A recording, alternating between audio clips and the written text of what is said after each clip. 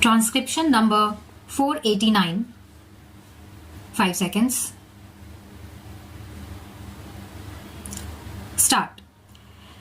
This is a bill to give further effect to the program for the expansion and improvement of technical education in the country, which this government undertook some 12 years ago. When India became free, facilities for technical education were limited both in quantity and quality, but in the last 14 or 15 years, considerable progress has been made. Today, we can say with some confidence that technical education in this country compares not unfavorably with perhaps that of any advanced country in the world. In the last 5 years, there has been quite a phenomenal expansion. In other words, the target which had been approved for the third plan and which was to be realized in 1966, we have practically realized this year. There has been also considerable improvement in quality, and one of the major measures in this improvement of quality of technical education has been the establishment of the higher technological institutes. Here we have to remember the services of the late Mr. Sircar, because it was under his inspiration and on the basis of his committee's report that the proposal to establish these technological institutes in different regions of India was first mooted.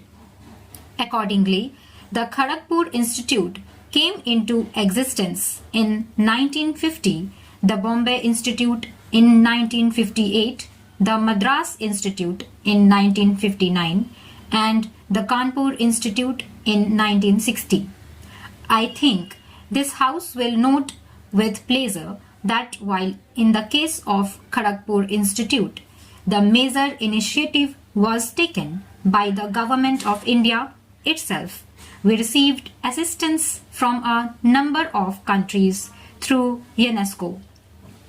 In the case of the Bombay, Madras and Kanpur Institutes, we received very substantial collaboration and help from 3 major countries of the world. For the Bombay Institute, we received very considerable assistance, which would approximate to something like rupees 2 crores or more from the Soviet Union through UNESCO. In the case of the Madras Institute, comparable assistance was received from the Federal Republic of Germany, and this help is also continuing. In the case of the Kanpur Institute, the United States of America came with an even more generous offer, and the order of help may be something like rupees 10 to 11 crores. For these 3 institutes, we have received very substantial assistance from 3 friendly countries of the world.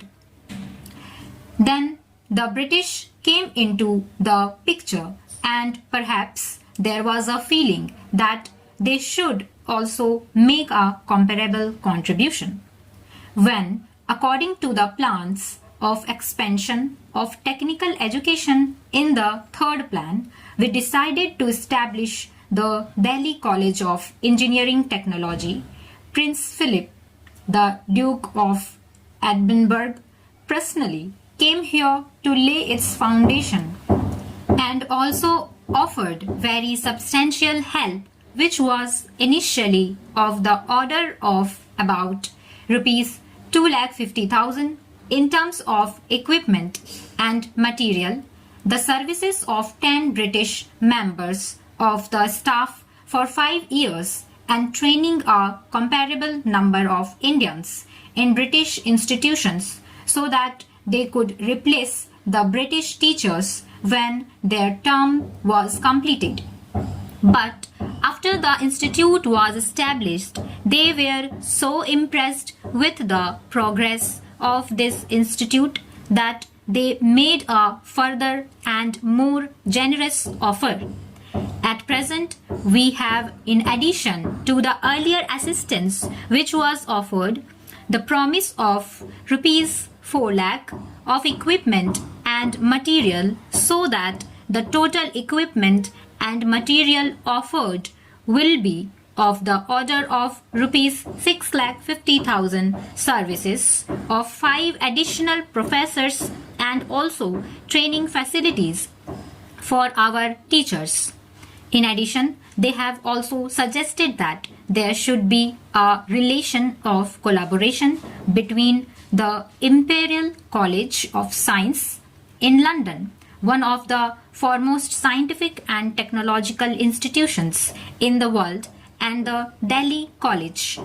They only made a request that this assistance should be reciprocated by us by giving the Delhi College the same status as one of the higher institutes of technology and the freedom of develop in its own way.